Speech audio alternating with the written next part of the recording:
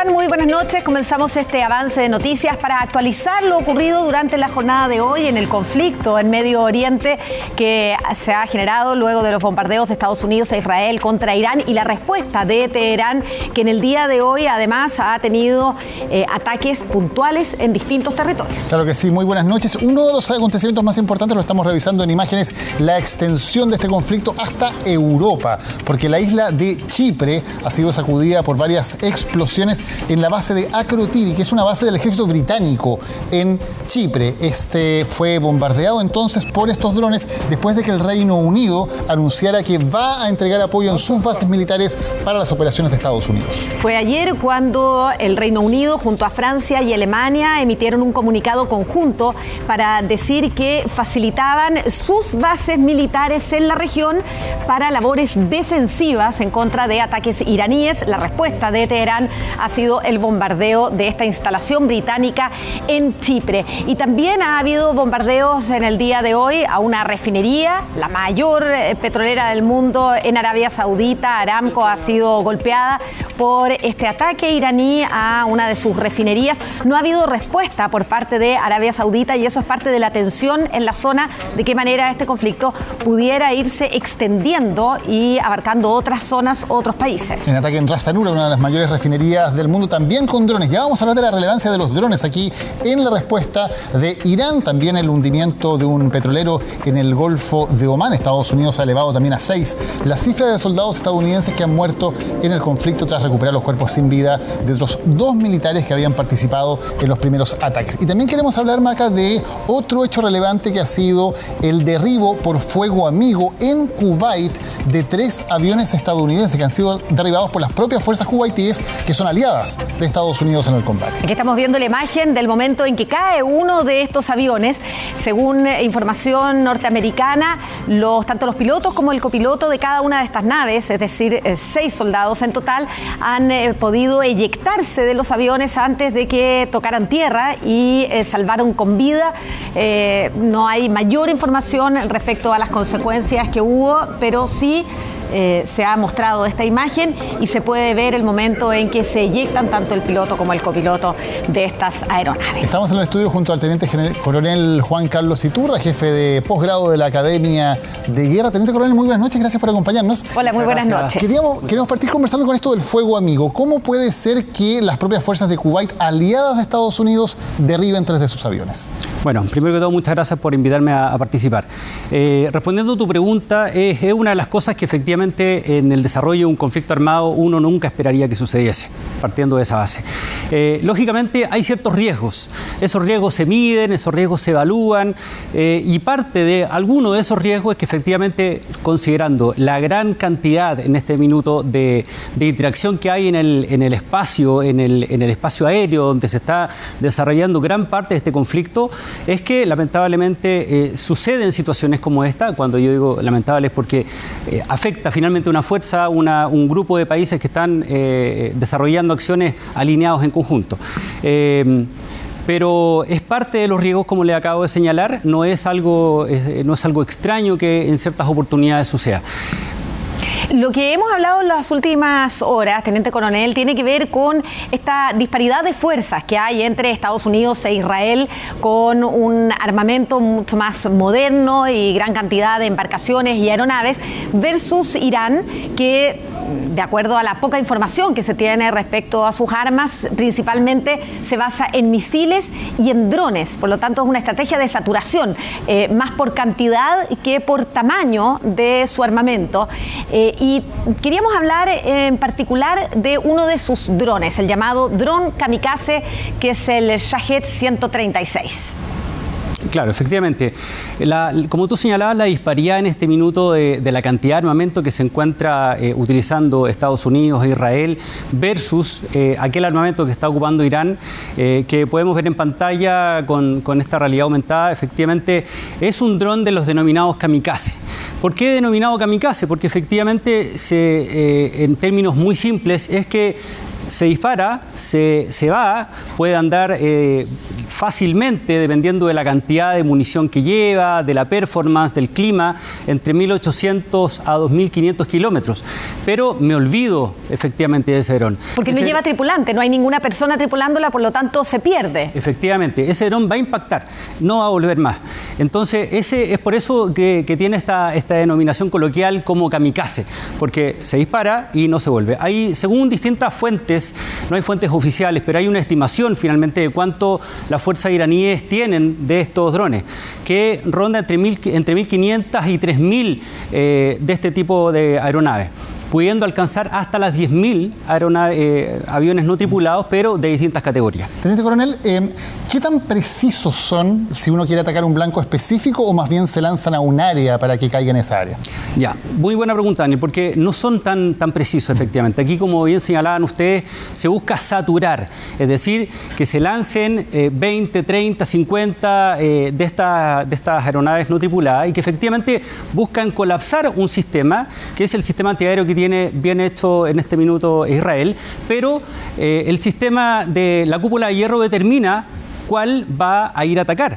Y en esa determinación es donde alguno de estos efectivamente traspasa esta cúpula y viene el nivel de afectación que hemos estado viendo en las imágenes. Estamos viendo aquí la capacidad de carga, entre 30 y 50 kilos de explosivos. Si lo comparamos con un misil, ¿qué capacidad destructora tiene uno de estos drones? Ya, este dron tiene una capacidad de destruir cercano a los 2.000 metros aproximadamente. Si comparamos esto versus un misil, el misil lógicamente es mucho mayor.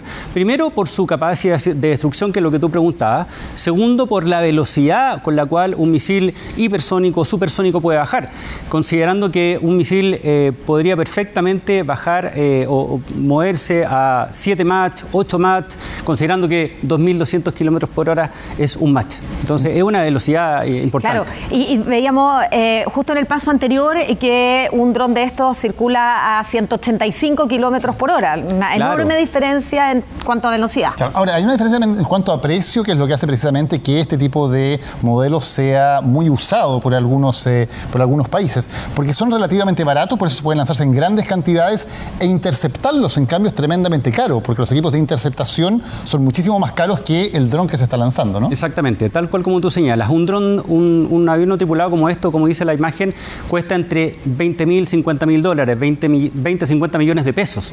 Pero el interceptor, para ir a afectar uno de estos, podría fácilmente costar $1 millón. Por lo tanto, hay una disparidad en términos del costo que voy a finalmente a hipotecar por ir a afectar a algo que costó 20, 50 mil dólares. Y si lo comparamos con el vuelo de un avión, por ejemplo, el F-35, que es uno de los aviones más modernos que tiene Estados Unidos, leía que tiene un costo solo de vuelo, sin utilizar ningún armamento, solo de vuelo de $40.000 por hora. O sea, si vemos una hora de avión, alcanza para 2 de estos drones. Por lo tanto, Irán, con pocos recursos, de esta manera ha podido suplir esa enorme diferencia que hay con Estados Unidos e Israel. Claro, tal cual como tú señalas, esta es la forma finalmente que Irán tiene para poder enfrentar esta disparidad en términos de material, en términos de cantidad, en términos de tecnología. Porque finalmente Estados Unidos, Israel y los países que en este minuto han declarado que, como tú señalabas, van a intentar defender sus respectivas bases, tienen una cantidad de armamento diametralmente opuesta, podríamos decir, versus Irán. De todos modos, no hay que perder de vista de que Estados Unidos efectivamente es la primera potencia en términos de armamento, es el ejército número 1 del mundo, Irán es el número 16 aproximadamente.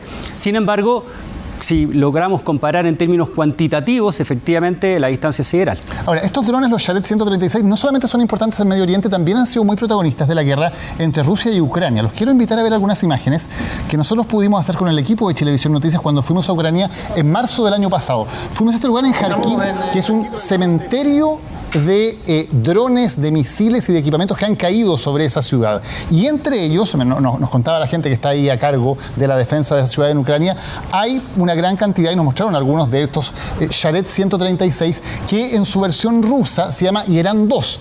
En principio eran, ahí los estamos viendo precisamente, en principio eran iraníes que usaba Rusia, y luego Rusia ha incorporado la tecnología y lo está produciendo en sus propias fábricas.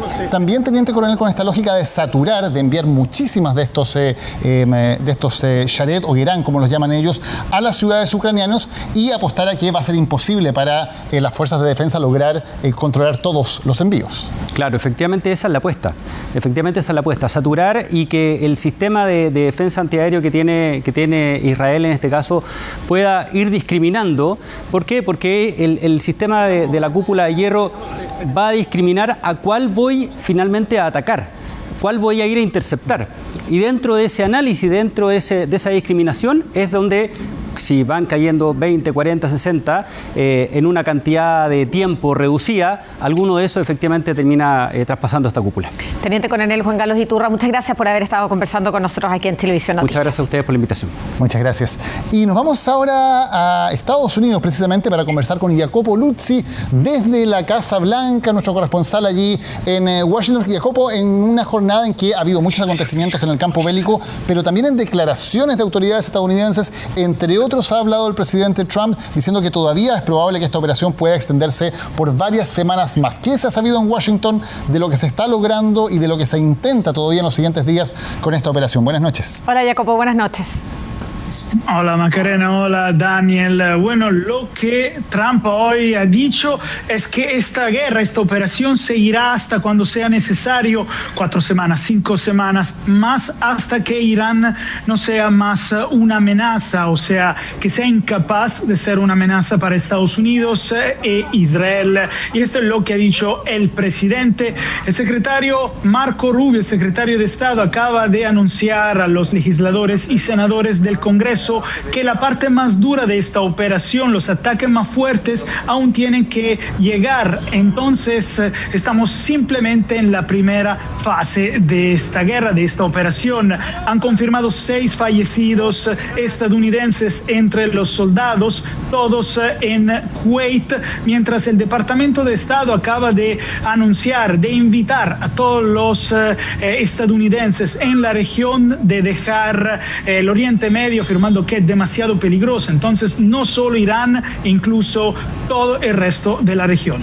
Jacopo, conversábamos ayer de la polémica que se ha generado en la política interna de Estados Unidos por esta acción mandada por el presidente Donald Trump sin tener la aprobación del Congreso, que es una obligación de Estados Unidos el hecho de que una declaración de guerra, el inicio de una guerra, tenga que ser aprobada por el Congreso, cosa que no ha ocurrido en este caso y tampoco ocurrió en el caso de Venezuela. ¿Ha evolucionado? ¿Ha habido posibilidades de que eso escale en el Congreso?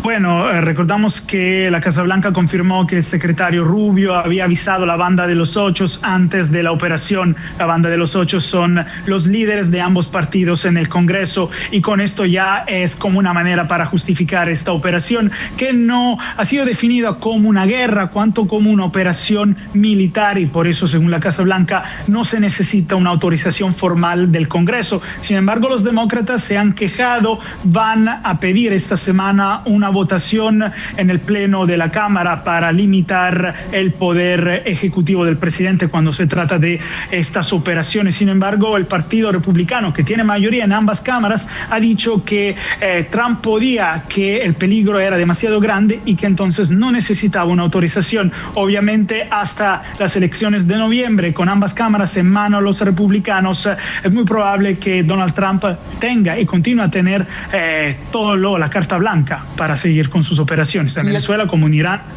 Jacopo, y en ese sentido, ¿cuál es la reacción de la opinión pública? Porque se ha recordado mucho que una de las grandes promesas que hizo Donald Trump fue precisamente que no iba a involucrar a Estados Unidos en nuevas guerras y la verdad es que eso ha cambiado bastante, especialmente en los últimos meses con lo que ocurrió en Venezuela y ahora con este ataque sin precedentes por su magnitud y por sus ambiciones a Irán. ¿Qué pasa con la base de Donald Trump, que una de las promesas principales que precisamente por la cual votaron por él era el tema de retirar a Estados Unidos de estar involucrados en tantos conflictos militares en el extranjero?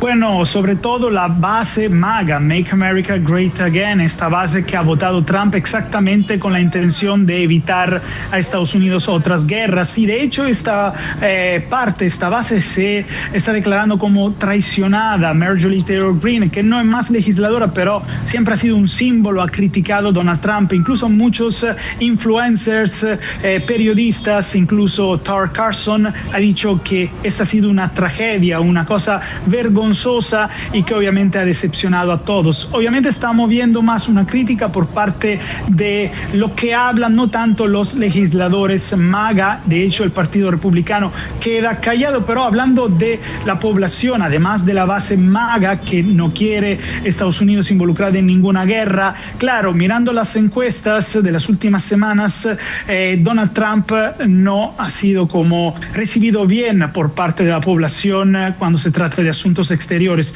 Muchas personas, muchos votantes quieren que la Casa Blanca piense más a la economía y sobre todo reducir la inflación. Y ahora con los problemas de la cadena de suministro del crudo, con el estrecho de Hormuz cerrado, claro, esto es una preocupación porque vas a subir el precio del crudo, de la gasolina en Estados Unidos. Más adelante en nuestro noticiero vamos a revisar también esas declaraciones de Donald Trump en la Casa Blanca en el día de hoy. Jacobo Lux, y muchas gracias por haber estado con nosotros. Buenas noches. Buenas noches, con gusto. Que tengas buenas noches. Vamos a una pausa, volvemos con más.